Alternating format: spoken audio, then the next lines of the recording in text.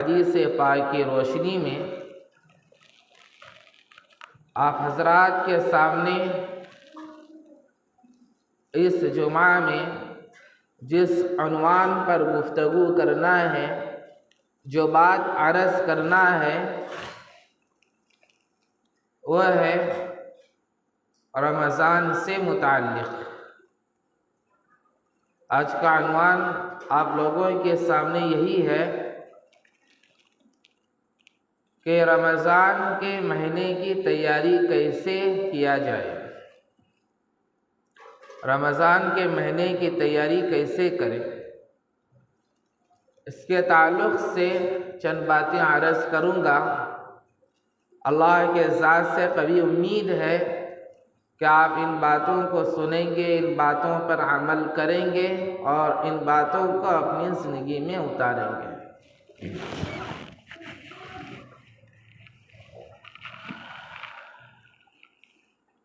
رمضان کا مہینہ بابرکت مہینہ ہے، مبارک مہینہ ہے، چند دنوں کے بعد آنے والا ہے۔ اب اس مہینے کی تیاری کیسے کریں؟ رمضان کا مہینہ وہ مہینہ ہے، اللہ قرآن میں فرماتے ہیں کہ شہر رمضان الذی انزل فیہ القرآن، کہ رمضان وہ مہینہ ہے جس مہینے میں اللہ نے قرآن کو اتارا ہے۔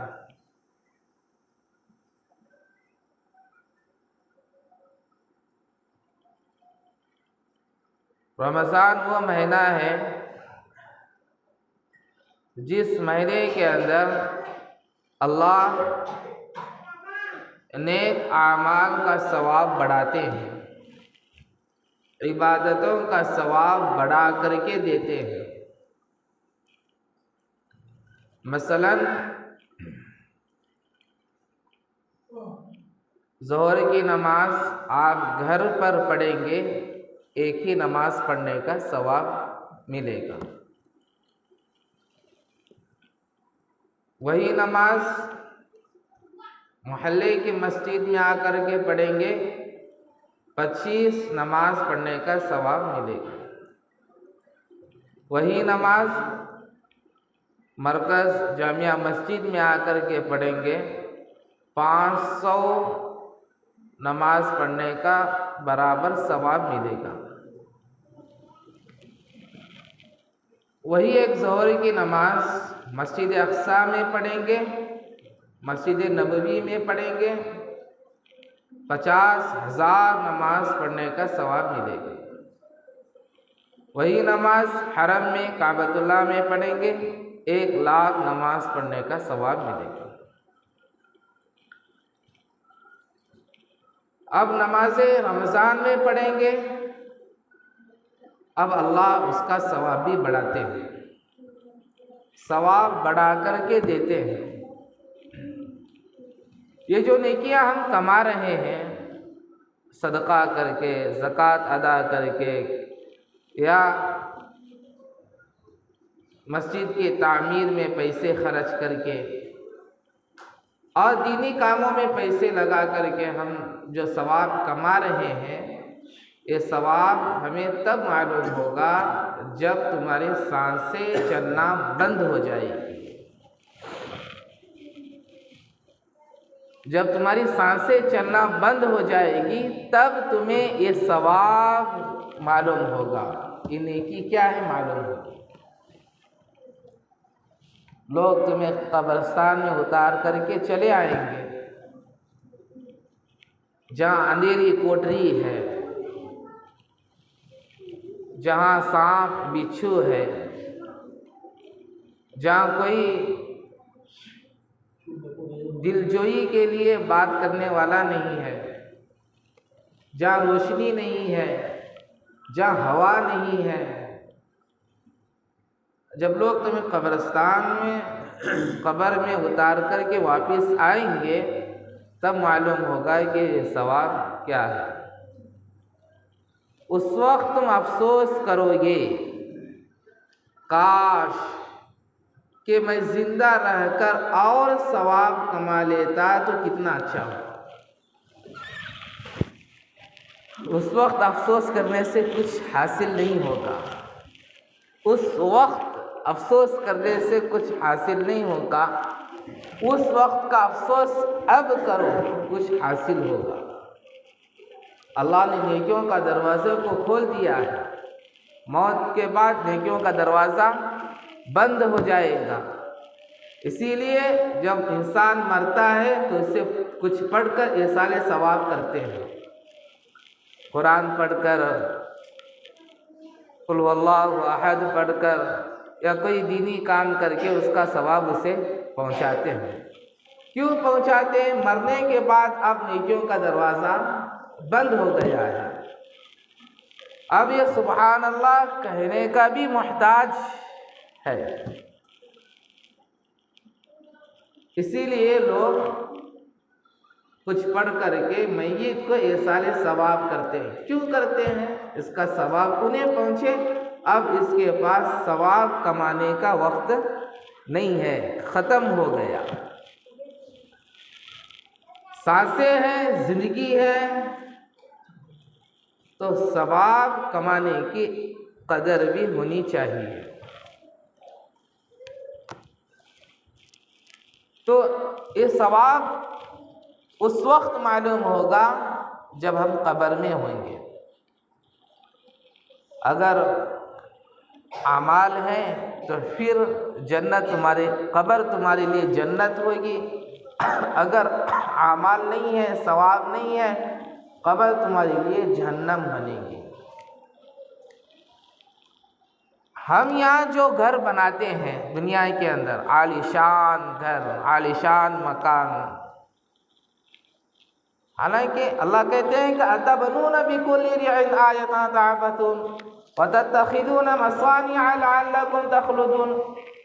کیا تمہارا یہ گمان ہے کہ تم جتنے پیسے خرچ کر رہے ہو گھر بنانے میں، مکان بنانے میں، عالی شان عالی مکان بناؤ، کوئی بری بات نہیں ہے، لیکن اللہ سمجھا رہے ہیں کہ تم جب بنا رہے ہو، کیا تمہارا گمان ہے کہ تم ہمیشہ کے لیے اسی مکان کے اندر رہو گے؟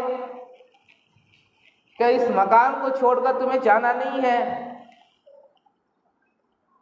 حالانکہ تم گھر بنانے کے بعد بھی تم یہ گارنٹی نہیں دے سکتے اب میں اس گھر کے اندر کتنے سال جیوں گا۔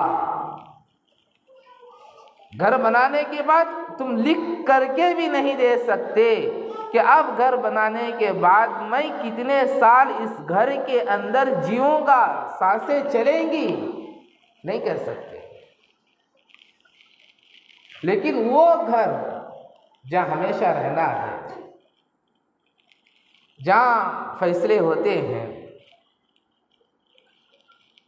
اور جو ہم گھر بنا رہے ہیں یہاں جو ہے تسلی کے لیے ماں باپ بھی ہوتے ہیں، بیوی بھی ہوتی ہے، اولاد بھی ہوتے ہیں، مکان کے اندر عزیز رشتہ دار بھی ہوتے ہیں، دوست احباب بھی ہوتے ہیں، لیکن اس گھر کے اندر نہ بیوی ہوگی، نہ اولاد ہوگی، نہ بچے ہوں گے، اور نہ کوئی عزیز رشتہ دار دوست نہیں ہوگا۔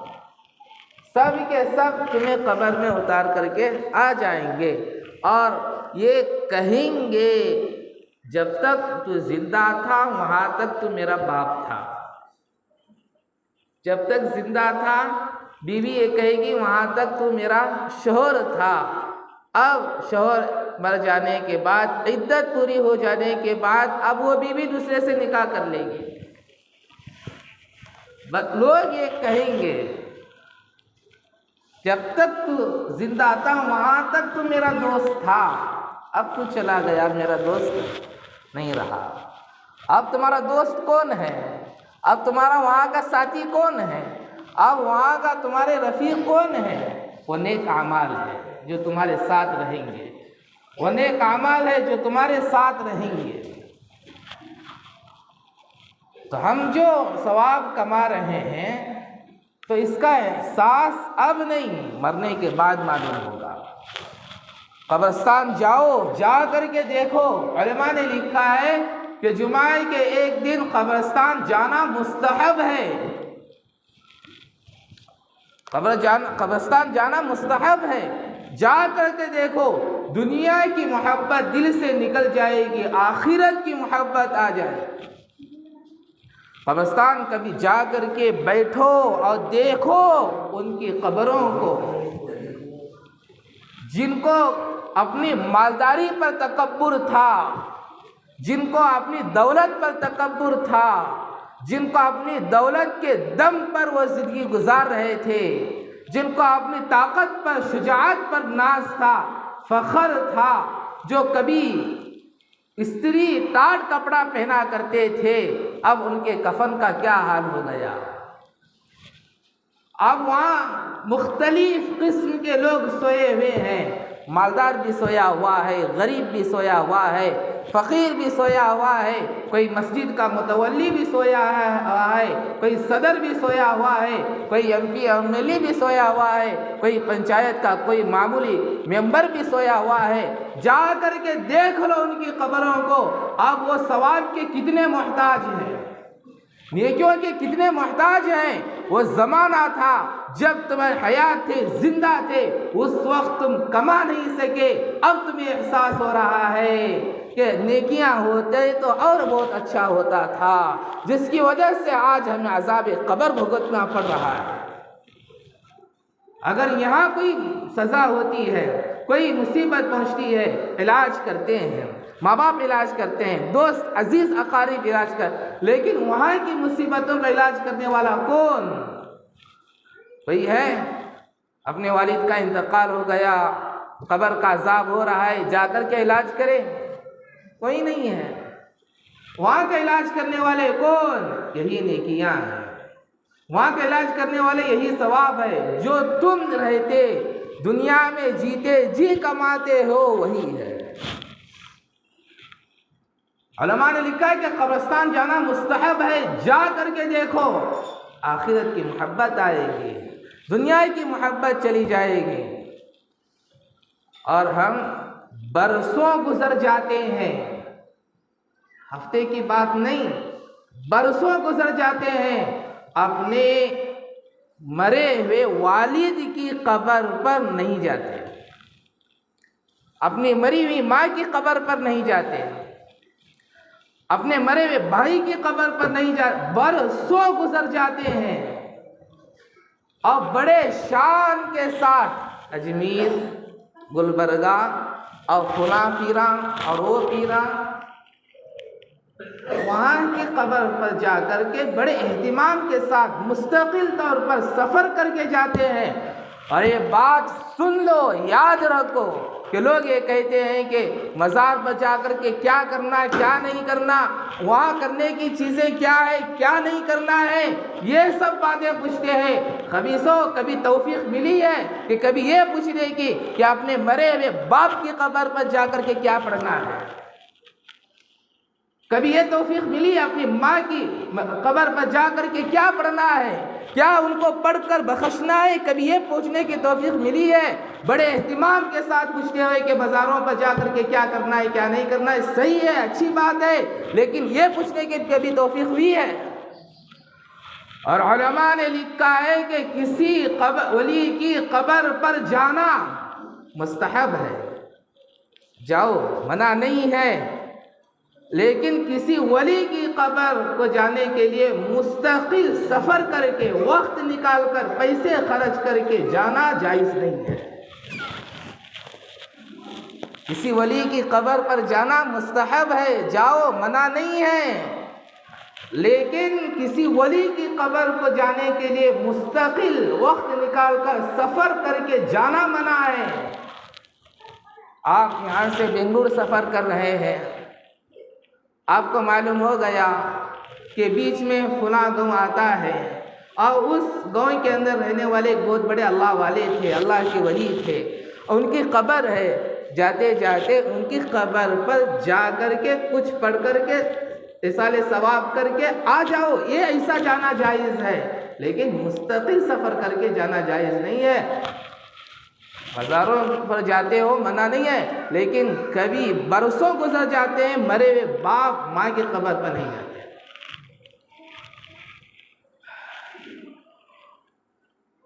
تو میں عرض کر رہا تھا کہ جو ثواب ہے، جو نیکیاں ہیں، اس کا احساس جو ہے معلوم ہوگا مرنے کے بعد، یہاں معلوم نہیں ہوگا، یہاں معلوم نہیں ہوگا، مرنے کے بعد معلوم ہوگا۔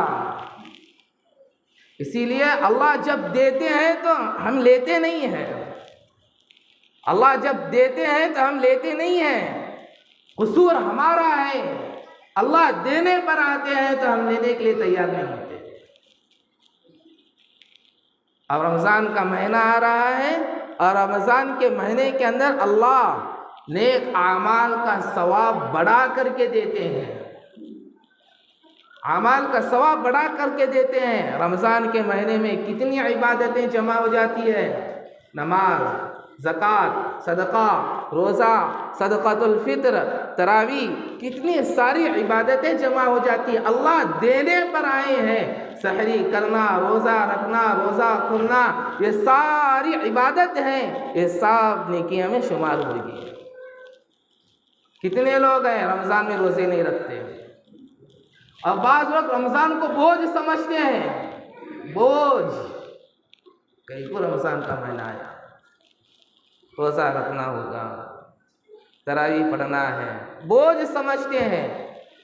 اور یہ بات یاد رکھو، قرآن مجید کی آیت میں اللہ رب العزت ارشاد فرماتے ہیں وَلَوْ أَرَادُوا الْخُرُوجَ لَأَعَدُّوا لَهُ عُدَّةً وَلَكِنْ كَرِهَ اللَّهُ انبِعَاثَهُمْ فَثَبَّتْهُمْ وَقِيلَ اقْعُدُوا مَعَ الْقَاعِدِينَ۔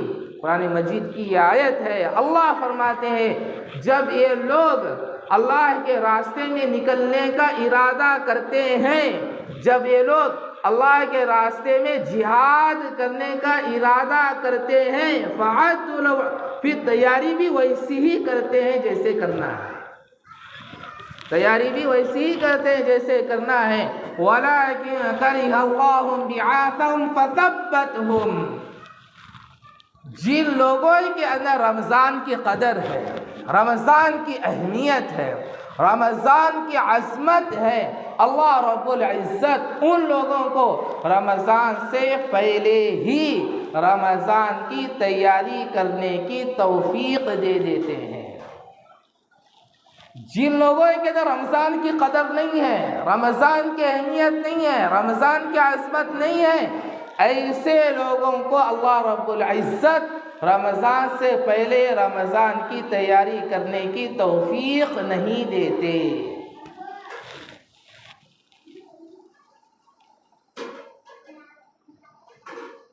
وَلَوْ أَرَادُوا الْخُرُوجَ لَأَعَدُّوا لَهُ عُدَّةً وَلَكِنْ كَرِهَ اللَّهُ انبِعَاثَهُمْ، جن کے اندر قدر ہے اللہ انہیں کو تیاری کرنے کی توفیق دیتے ہیں، جن کے اندر قدر نہیں ہے اللہ انہیں تیاری کرنے کی توفیق نہیں دیتے۔ عین نیکی کے موقع پر اللہ اس نیکی سے کاٹ دیتے ہیں، دور کر دیتے ہیں۔ آپ دیکھ لو، اذان ہو گئی، نماز کا وقت ہو گیا، عین نیکی کا موقع ہے، نماز پڑھنا ہے، عبادت ہے، مسجد کے قریب گھر ہے، لیکن نماز پڑھنے کی توفیق نہیں ہوتی۔ کیوں نہیں ہوتی؟ وہ چاہتا ہی نہیں ہے کہ میں نماز پڑھوں، وہ ارادہ کرتا ہی نہیں ہے کہ میں نماز پڑھوں۔ جب ارادہ کرتا ہے نماز پڑھنا ہے تو خود بخود اس کے قدم مسجد کی طرف چل پڑیں گے۔ اذان ہوتی ہے، اذان کی آواز کانوں میں پڑتی ہے، لیکن ارادہ نہیں ہوتا ہے کہ میں نماز کے لیے جاؤں۔ جب وہ چاہتا ہی نہیں ہے تو اللہ اسے توفیق بھی نہیں دیتے۔ پہلے تم طلب تو کرو، پہلے تم ارادہ تو کرو۔ ان اللہ لا یغیر ما بقوم حتی یغیروا ما بانفسہم، اللہ کہتا ہے اے لوگو اگر تم اپنی زندگی کو بدلنے کا ارادہ کرتے ہیں، تم بدلنا ہے تو اللہ کہتے ہیں کہ ہم تمہاری زندگی کو بدل ڈالیں گے۔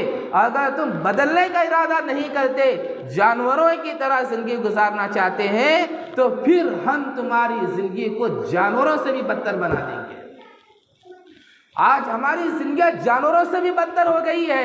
ارے ہم سے اچھے تو جانور اچھے ہیں، ہمارے سے اچھے کتے، بلیاں اور خنزیر یہ اچھے ہیں۔ کیوں؟ وہ عبادت کے مکلف نہیں ہیں۔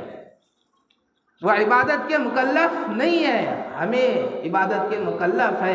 اللہ نے قرآن میں کہا ہے هل أتى على الإنسان حين من الدهر لم يكن شيئا مذكورا إنا خلقنا الإنسان من نطفة أمشاج نبتليه فجعلناه سميعا بصيرا إنا هديناه السبيل إما شاكرا وإما كفورا إنا أعددنا للكافرين سلاسل وأغلالا وسعيرا۔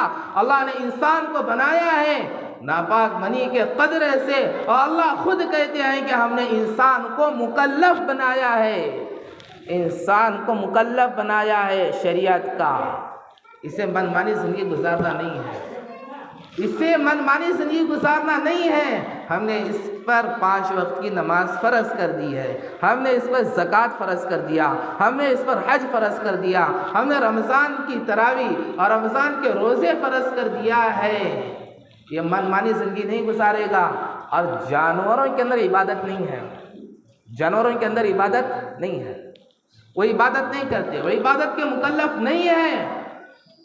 اگر ہم انسان ہو کر اگر ہم عبادت نہیں کریں گے، ہم میں اور جانوروں میں کوئی فرق نہیں ہے، ہم میں ان جانوروں میں فرق نہیں ہے۔ جب تم اپنے آپ کو بدلنا چاہتے ہیں تو پھر اللہ کہتے ہیں کہ ہم تمہاری زندگی کو بدل دیں گے۔ اگر تم بدلنا نہیں چاہتے ہیں، اگر تم جانوروں جیسی زندگی گزارنا چاہتے ہیں، تو پھر اللہ یہ کہتے ہیں کہ ہم تمہاری زندگی جانوروں سے بھی بدتر کر ڈالیں گے۔ دیکھ لو، ہمارے اندر ایک انسان ہونے کی صفات نہیں ہے، جانوروں کی صفات ہمارے اندر ہے۔ ہم ایک انسان ہے، انسان کیسے رہنا ہے، انسان کے اخلاق کیسے ہوتے ہیں، انسان کے کردار کیسے، انسان کا بولنا کیسے ہوتا ہے، انسان کے معاملات، یہ ہمارے اندر نہیں ہے۔ انسانی مزاج چلا گیا ہے، جانوروں جیسا مزاج ہمارے اندر آ گیا ہے۔ انسان کا انسان ہونا مزاج ختم ہو گیا، جانوروں کا مزاج ہمارے اندر آیا ہوا ہے۔ کتنے رمضان ہماری زندگی میں آئے ہوں گے، کتنے رمضان کی عبادت ہم نے کی ہے، کتنے رمضان ہماری زندگی میں آ کر کے چلے گئے، کبھی بھی ارادہ کیا ہے ہمیں اپنی زندگی کو بدلنا ہے؟ اے رمضان آیا تو زندگی کو بدلنے کے لیے کتنے رمضان آ کر کے چلے گئے، لیکن رمضان آ کر کے تو چلا گیا، لیکن ابھی ہماری زندگیاں نہیں بدلی، ہماری زندگیاں سنتوں پر نہیں آئی، ہماری زندگیاں اللہ کے حکم پر نہیں آئی، ہماری زندگیاں نبی کی سنتوں پر نہیں آئی۔ رمضان آ کر کے تو چلا جاتا ہے، لیکن رمضان سے جو فائدہ ہے وہ فائدہ ہم لوگ نہیں اٹھاتے۔ اللہ اسی لیے کہتے ہیں وَلَوْ أَرَى، جب تمہارے اندر رمضان کی قدر ہی نہیں ہے تو پھر ہم لوگ تمہیں رمضان کی تیاری کرنے کی توفیق نہیں دیتے۔ توفیق کوئی ایسی چیز نہیں ہے کہ ایک فرشتہ آئے، آ کر کے نماز کے وقت پر تمہارا کان پکڑے اور تمہیں مارے اور کہے کہ چل مسجد کو چلتے ہیں۔ ایسی کوئی توفیق نہیں ہے۔ توفیق کیا ہے؟ جیسے عام انسانوں کے لیے اذان سنائی گئی ہے، اسی طرح تم لوگوں کو بھی اذان سنائی گئی ہے۔ تم ارادہ کرنا ہی توفیق ہے، تمہیں ارادہ کر لینا ہی توفیق ہے۔ تم ارادہ کرتے ہیں تو پھر اللہ کی مدد تمہارے ساتھ شامل حال ہو جاتی ہے۔ توفیق کوئی ایسی چیز نہیں ہے کہ نماز کے وقت پر فرشتہ آئے حور کی شکل میں کچھ پیسے لے کر کے آئے اور یہ کہے کہ چلو نماز کے لیے چلتے ہیں، اب تمہیں سمجھ میں آئے کہ اب نماز کی توفیق ہو رہی ہے، ہم نماز کے لیے آئیں گے۔ ایسی نہیں ہے توفیق۔ اسی لیے حدیث ہے، حضور صلی اللہ علیہ وسلم ارشاد فرماتے ہیں، حضرت عبادہ بن صامت رضی اللہ تعالیٰ عنہ روایت کرتے ہیں کہ حضور اقدس صلی اللہ علیہ وسلم جن دعاؤں کا اہتمام کرتے تھے ان میں ایک دعا یہ بھی ہے، اللہم سلمنی الی رمضان، اے اللہ مجھے رمضان تک پہنچا دے۔ نبی جیسا نبی، امام الانبیاء محمد الرسول اللہ صلی اللہ علیہ وسلم، اللہ نے قرآن میں کہا اے لوگو اگر تم میرے نبی کے سامنے زور سے بھی بولو گے ان تحبط اعمالکم، میں تمہارے اعمال کو ختم کر ڈالوں گا، تمہاری نیکیوں کو ختم کر ڈالوں گا۔ وہ نبی رمضان کی تیاری 2 مہینے پہلے ہی سے کر رہا ہے، جب رجب کا چاند دکھائی دیتا اللہ کے نبی دعا پڑھتے اللہم بارک لنا فی رجب و شعبان و بلغنا الی رمضان، اے اللہ ہمیں رجب و شعبان میں برکت دے اور رمضان تک ہمیں پہنچا دے۔ نبی یہ دعا کرتے تھے اور رمضان کی تیاری میں لگ جاتے تھے۔ یہ بھی حدیث سے ہے، ایک اور دعا حدیث سے ہے، حضور صلی اللہ علیہ وسلم دعا کرتے تھے اللہم سلمنی الی رمضان، اے اللہ مجھے آئندہ رمضان تک پہنچا دے، آنے والے رمضان تک پہنچا دے۔ کیا مطلب؟ جب رمضان آیا تو بیماریوں میں مبتلا نہ ہو، قرضوں میں مبتلا نہ ہو، حادثے میں مبتلا نہ ہو، کوئی ایسے کیس میں مبتلا نہ ہو جس کی وجہ سے رمضان کی عبادت کرنے میں پریشانی ہو رہی ہو۔ حضور صلی اللہ علیہ وسلم دعا کرتے تھے اللہم سلمنی الی رمضان، اے اللہ مجھے رمضان تک پہنچا دے، اور آگے دعا کرتے تھے اے اللہ رمضان کو میرے لیے سلامت بنا اور مجھے بھی رمضان کے لیے سلامت بنا۔ دونوں باتوں پر غور کیجئے، نبی کی اتنی گہرائی بات، اے اللہ رمضان کو میرے لیے سلامت بنا اور مجھے بھی رمضان کے لیے سلامت بنا دے۔ کیا سمجھ میں آیا؟ ایک مثال دوں، آج سے 2 سال پہلے رمضان لاک ڈاؤن میں آیا تھا، سرکاری حکومت کی طرف سے پابندیاں تھیں کہ کھل کر عبادت نہیں کر سکو، تب ہم سلامت تھے، صحیح سالم تھے، تندرست بھی تھے، مضبوط تھے، لیکن عبادت کرنے کا موقع نہیں ملا۔ اللہ کے نبی کہتے ہیں اللہ رمضان کو میرے لیے سلام، اب مجھے بھی رمضان کے لیے سلامت بنا۔ اگر رمضان سلامتی کے ساتھ آیا تو مجھے بھی سلامت بنا رمضان کے لیے۔ کیا مطلب؟ بیماریوں میں مبتلا نہ ہو، قرضوں میں مبتلا نہ ہو، کسی ایسے حادثے میں مبتلا نہ ہو، کسی ایسے کیس میں مبتلا نہ ہو جس کی وجہ سے رمضان کی عبادت کرنے میں پریشانی ہو رہی ہو۔ کتنی اہم دعا ہے، یہ دعا ہم مانگتے ہی نہیں۔ رمضان تو سلامتی کے ساتھ آ جاتا اور چند لوگ رمضان میں عبادت نہیں کر سکتے، کیوں؟ شوگر بڑھ جاتا ہے، بیماری بڑھ جاتی ہے، قرضوں میں آ جاتے ہیں، عبادت کرنے کا موقع ان کو نہیں ملتا۔ ہم سلامت تو ہے لیکن رمضان سلامتی کے ساتھ نہیں آیا، حالات میں آیا ہے۔ سرکاری حکومت کی طرف سے پابندیاں لگائی گئی، مسجدیں بند کرو گے، عبادت نہیں کرو گے کھل کر کے، ہم تو سلامت ہے لیکن رمضان سلامتی سے نہیں آیا۔ دونوں دعائیں اللہ کے نبی نے کی، رمضان بھی سلامتی سے آئے اور میں بھی رمضان کے لیے سلامت رہے، دونوں باتیں۔ اور آگے اللہ کے نبی دعا کرتے تھے اے اللہ جب رمضان آئے، رمضان میں تیری طرف سے جو عبادت کی توفیق مجھے مل سکے وہ عبادتوں کو قبول فرما لیجئے۔ 3 دعائیں، عبادت کو قبول فرما لیجئے۔ حضرت عبداللہ بن مسعود رضی اللہ تعالیٰ عنہ بڑے درجے کے صحابی ہیں، لوگوں نے ان سے پوچھا کہ تم رمضان کی تیاری کیسے کرتے ہو، رمضان کی تیاری کیسے کرتے ہو؟ عبداللہ بن مسعود رضی اللہ تعالیٰ عنہ نے فرمایا ہم میں سے ہر ایک صحابی رمضان کے چاند کا دیکھنے کا اہتمام کرتے تھے۔ عبداللہ بن مسعود فرماتے ہیں ہم میں سے کا ہر ایک صحابی جب رمضان کا چاند نظر آتا تھا، جب رمضان کا چاند دیکھ لیتے تھے تو کوئی ایسا صحابی نہیں ہوتا تھا جس کا دل چاند جیسا صاف شفاف نہ ہوا ہو۔ کیا مطلب؟ رمضان کا چاند دیکھتے ہی کسی سے متعلق صحابی کے دل میں کینہ کپٹ نہیں رہتا تھا، اور ہم رمضان کے اندر بھی کینہ پال لیتے ہیں، حسد پال لیتے ہیں، جلن پال لیتے ہیں، تو عبادتوں میں کہاں مزہ آئے گا؟ عبادتوں میں کہاں مزہ آئے گا؟ رمضان کی عبادتوں میں کہاں مزہ آئے گا؟ حضرات صحابہ 3 تیاری کرتے تھے، ذہنی اعتبار سے، دنیائی اعتبار سے اور اعمال کے اعتبار سے۔ جب یہ 3 تیاریاں رمضان سے پہلے اگر ہماری ہوگی تو پھر ہمارا رمضان برکت والا، رحمت والا، اللہ کو پانے والا رمضان بنے گا۔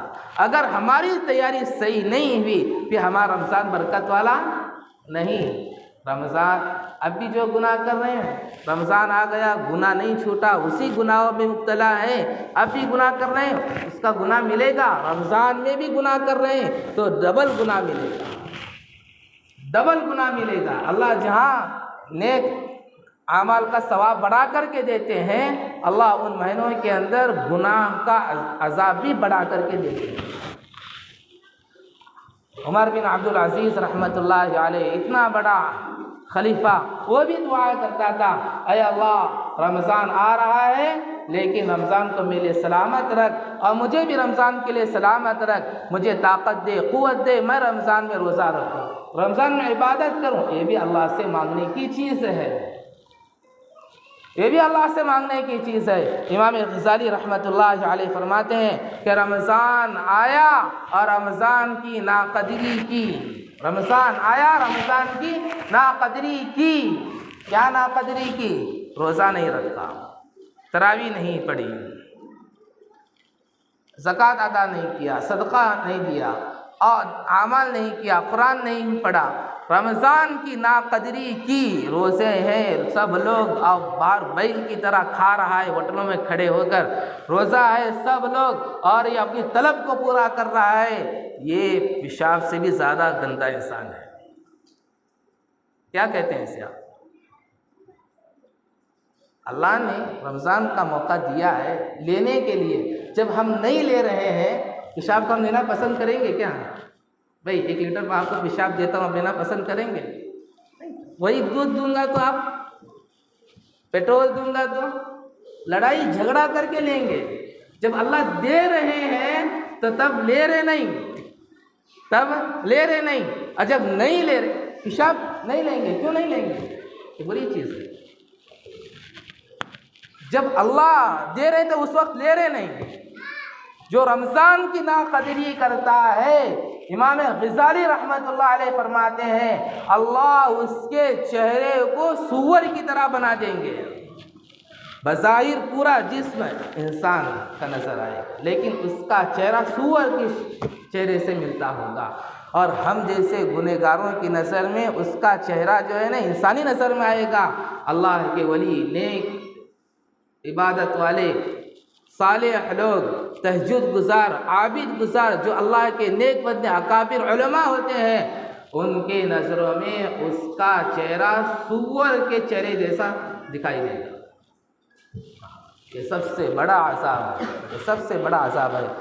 اسی لیے رمضان آ رہا ہے، ابھی سے ہم تیاری کریں۔ کیا تیاری کریں؟ ایک فہرست بنائیں، رمضان سے پہلے ہی جس کا جو قرضہ دینا ہے اسے دے دو، یہ رمضان کی تیاری میں سے ہے۔ حضرات صحابہ شعبان کے مہینے کے اندر جو جس کا قرضہ ہے پورا دے دیتے تھے۔ رمضان کے اندر ہمیں پریشان نہ کرو، ہماری عبادت کے اندر پریشانی نہ ہو۔ قرضہ ہو جاتا ہے انسان سے، بشری تقاضا ہے، کوئی اس سے پاک نہیں ہے، کوئی پاک ہے؟ اچھا عالم بھی قرضے میں مبتلا ہے، حالات ایسے ہیں، لیکن بری چیز نہیں ہے۔ حضور نے بھی قرضہ لیا ہے، قرضے کو ادا بھی کیا ہے، یہ نہیں کہ قرضہ لے کر قرضے کو ادا نہ کرے پھر وہ چور ہوگا، چوری میں شمار ہوگا۔ تو حضرات صحابہ کا معمول یہ تھا کہ رمضان سے پہلے جو جس کا حق ہے اسے ادا کرتے تھے تاکہ رمضان کی عبادت میں ہمیں تکلیف نہ ہو۔ تراویح پڑھ رہے ہیں، ذہن ادھر ہی ہے، روزہ رکھ رہے ہیں، جھنجھٹ قرضے کا، یہ ہو گیا وہ ہو گیا، یہ ساری باتیں، تو رمضان کی عبادت کا مزہ تمہیں کیسے حاصل ہوگا؟ یہ دوسری تیاری ہے، اور آئندہ جو ماہ میں رمضان ہی سے متعلق کیسے تیاری کرنا ہے وضاحت سے بیان کروں گا۔ اللہ